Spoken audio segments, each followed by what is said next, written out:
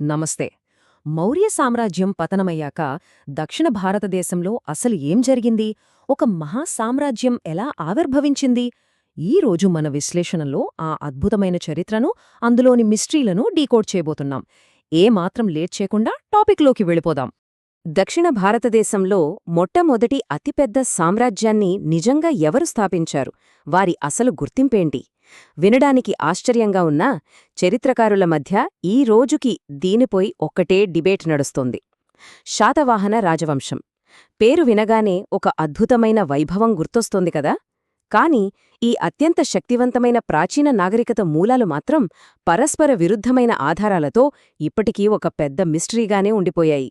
అదేంటో ఇప్పుడు మనం లోతుగా చూద్దాం. ముందుగా క్రీస్తుపూర్వం 220 నుండి క్రీస్తు శకం 225 వరకు సాగిన శాతవాహనుల ఉత్థానం గురించి మాట్లాడుకుందాం. వీరు ఎంతటి విశాలమైన సామ్రాజ్యాన్ని ఏలారో తెలిస్తే మన నిజంగా ఆశ్చర్యపోతాం. పశ్చిమాన అరేబియా సముద్రం మొదలుకొని తూర్పున బంగాళాఖాతం వరకు వీరు తమ రాజ్యాన్ని విస్తరించారు. చరిత్రలో మౌర్యులకు ఎంతటి ప్రాముఖ్యత ఉందో వీరికి అంతే ఉంది. నేటి ఆధునిక రాష్ట్రాలైన తెలంగాణ, కర్ణాటక, ఆంధ్రప్రదేశ్ ఇంకా మహారాష్ట్రాలను పూర్తిగా తమ గుప్పిట్లో ఉంచుకుని పాలించారు. ఒక్క మాటలో చెప్పాలంటే సౌత్ ఇండియా మొత్తం ఒకప్పుడు వారిదే.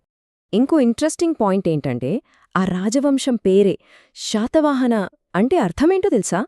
వాహనం కలిగినవాడు అని ఒక అర్థముంటే కన్నడ భాషలో దీనికి సింపుల్గా రైతు అనే అర్థం కూడా ఉందట. చూడండి, ఈ చిన్న పదం వారి బ్యాక్గ్రౌండ్ గురించి ఎన్ని భిన్నమైన ప్రశ్నలను రేకెత్తుస్తుందో. ఇక్కడి నుంచే అసలు కథ మొదలవుతుంది. అదే వారి మూలాలు, గుర్తింపుపై ఉన్న వివాదాలు.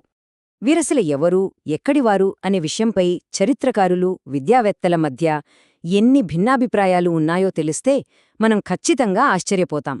ఒకే వంశం గురించి ఇన్ని విభిన్నమైన సిద్ధాంతాలు ఉండటం బహుశా చరిత్రలో చాలా అరుదు. మనం పూర్తిగా తటస్థంగా ఉండి ఈ చారిత్రక ఆధారాలను ఒకసారి పరిశీలిస్తే పురాణాలు వీరు శూద్రుల్ని చెబుతాయి. కథాసరిత్సాగర గ్రంథం వీరు యక్షవర్గానికి చెందినవారని అంటోంది. కాని దానికి పూర్తి విరుద్ధంగా నాసిక్ శాసనాలు మాత్రం వీరు క్షత్రియులని లేదా ఏకబ్రాహ్మణ అని కీర్తించాయి. ఇక కల్పప్రదీప గ్రంథమేమో వీరు బ్రాహ్మణ, నాగవంశాల కలయిక అని రాసుకొచ్చింది. చూశారుగా, అసలు వారి సామాజిక వర్గం ఏంటనేదానిపై ఏకాభిప్రాయమే లేదు. అదొక పెద్ద పజిల్. ఇక వారి జన్మస్థలం ఎక్కడా అని వెతికితే ఈ మిస్టరీ మరింత కాంప్లెక్స్ అవుతుంది. స్థానికంగా దొరికిన శాసనాలు, శిథిలాలను బట్టి కొందరు చరిత్రకారులు వీరు కర్ణాటకలోని బళ్ళారికి చెందినవారని వాదిస్తే, కాదు వీరు మహారాష్ట్రలోని విదర్భ లేదా ప్రతిష్ఠానపురం వారని మరికొందరంటారు. ఇంకొందరైతే తీరాంధ్ర లేదా తెలంగాణ ప్రాంతమే వారి అసలు సిసలైన జన్మస్థలమని బలంగా నమ్ముతారు. అసలే కన్ఫ్యూజన్ ఉందంటే వీరు తమ రాజధానులను పదే పదే మార్చడం వల్ల ఈ చర్చ మరింత సంక్లిష్టంగా మారిపోయింది.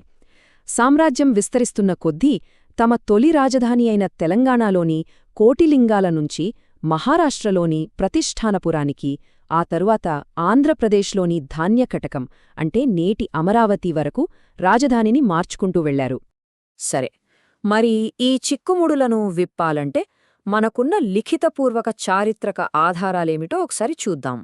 మనకు లభించిన ఈ లిఖిత ఆధారాలను స్థానిక మరియు విదేశీ గ్రంథాలుగా వర్గీకరించవచ్చు. పురాణాలు, బుద్ధుని జాతక కథలు, జైన పుస్తకాలు లాంటి స్థానిక గ్రంథాలు వారి కన్ఫ్యూజింగ్ వంశావళిని వివరిస్తే, మెగస్థెనీస్, ప్లీనీ, టోలమీ లాంటి విదేశీయుల రికార్డులు మాత్రం శాతవాహనుల అపారమైన సంపద, వారి అద్భుతమైన సైనిక శక్తి గురించి కథలుగా చెబుతాయి. ఉదాహరణకు గ్రీకు రాయబారి మెగస్థెనీస్ తన ఇండికా పుస్తకంలో చెప్పిన లెక్కలు వింటే ఆశ్చర్యపోవడం ఖాయం.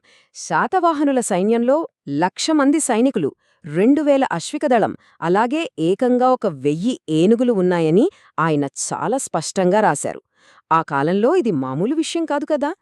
కేవలం మెగస్థెనీస్ మాత్రమే కాదు, క్రీస్తు శకం 72 నాటి ప్రముఖ రోమన్ చరిత్రకారుడు ప్లినీ కూడా ఈ సైనిక ఆధిపత్యాన్ని అంగీకరించాడు. ద న్యాచురల్ హిస్టరీ అనే తన బుక్లో వారి విస్తృతమైన అంతర్జాతీయ వాణిజ్య నెట్వర్క్లు, అలాగే వారి అసాధారణ సైనిక శక్తిని చూసి తాను ఎంతగా ఆశ్చర్యపోయాడో వివరించాడు. రోమన్లు సైతం మన ప్రాచీన సామ్రాజ్యాన్ని చూసి ఆశ్చర్యపోయారన్నమాట. ఇక్కడ మరో ఇంట్రెస్టింగ్ పాయింట్ గమనించారా? మెగస్థెనీస్ కేవలం వారి సైనికుల గురించే రాయలేదు. ఆంధ్రులకు చుట్టూ భారీ ప్రాకారాలున్న 30 కోట నగరాలున్నాయని కూడా నమోదు చేశాడు. అంటే అప్పట్లోనే వారు ఎంతటి అడ్వాన్స్డ్ మౌలిక సదుపాయాలతో ఆ నగరాలను నిర్మించారో మనం అర్థం చేసుకోవచ్చు. ఇక గ్రంథాలు మాత్రమే కాదు, త్రవ్వకాల్లో బయటపడిన పురాతన నాణేలు, భౌతిక ఆధారాలు మనకు ఇంకా థ్రిల్లింగ్ విషయాలను చెబుతాయి. ఏకంగా 22,000 పురాతన నాణేలు. అవును, మీరు విన్నది నిజమే. ఒక సాధారణ రైతు పొలంలో దొరికిన ఒకే ఒక్క కుండలో ఇన్ని వేల నాణేలు బయటపడటం నమ్మశక్యంగా లేదు కదా. పెద్ద బంకూర్లో జరిగిన ఈ భారీ ఆవిష్కరణ ఆ ప్రాంతంలో ఒకప్పుడు ఎంతటి అపారమైన సంపద ఉండేదో చెప్పకనే చెబుతోంది. కేవలం నాణాలే కాదు, అదే పెద్ద బంకూరు ప్రాంతంలో స్వచ్ఛమైన నీటి కోసం కట్టిన 22 ఇటుకల బావులు, ఒక కమ్మరి కొలిమి, రకరకాల ఇనుప ఆయుధాలు కూడా దొరికాయి. ఇక్కడసలు మైండ్ బ్లోయింగ్ విషయం ఏంటంటే, అగస్టస్, సీజర్, అలాగే టైబీరియస్ లాంటి రోమన్ చక్రవర్తుల నాణాలే ఇక్కడ లభించడం. దీన్ని బట్టి రోమన్ సామ్రాజ్యంతో వీరికి ఎంతటి బలమైన డైరెక్ట్ ట్రేడ్లింగ్స్ ఉండేవో అర్థం చేసుకోవచ్చు. ఇక కొండాపూర్ నగరం గురించైతే ఖచ్చితంగా మాట్లాడుకోవాలి. ఎందుకంటే ఇక్కడ జరిగిన త్రవ్వకాల్లో దాదాపు 4,000 శాతవాహన నాణేలు బయటపడ్డాయి. అందుకే చరిత్రకారులు ఈ నగరాన్ని ముద్దుగా శాతవాహనుల టంకశాల నగరం లేదా సింపుల్గా మింట్ సిటీ అని పిలుస్తారు. అయితే కొండాపూర్ కేవలం నాణేలు ముద్రించే మింట్ మాత్రమే కాదు. ఇక్కడ రోమన్ చక్రవర్తి టైబీరియస్ సీజర్ ముద్ర ఉన్న ఒక అరుదైన నెక్లెస్ దొరికింది. ఇది గ్లోబల్ ట్రేడింగ్లో ఆ నగరం ఎంతటి కీలక పాత్ర పోషించిందో నిరూపిస్తోంది. క్రీస్తుపూర్వం 3వ శతాబ్దం నాటికే వాళ్లు ఇంతగా డెవలప్ అయ్యారంటే గ్రేట్ కదా. అలాగే చరిత్రకారులు శాతవాహనుల మొదటి రాజధానిగా భావించే కోటిలింగాలలో జరిగిన త్రవ్వకాల్లో మరిన్ని సీక్రెట్స్ బయటపడ్డాయి.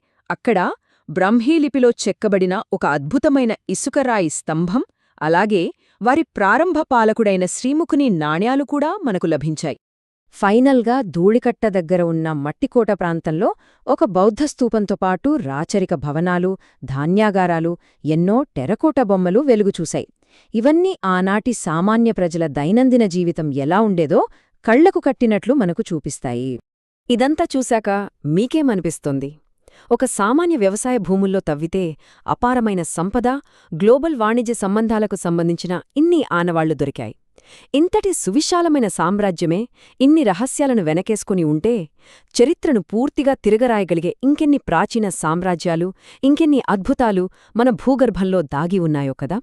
ఖచ్చితంగా ఈ అన్వేషణ ఇక్కడితో ఆగిపోకూడదు. మరుగున పడిన మన ఘనమైన చరిత్రను ఇలాగే వెలికితీస్తూనే ఉండాలి.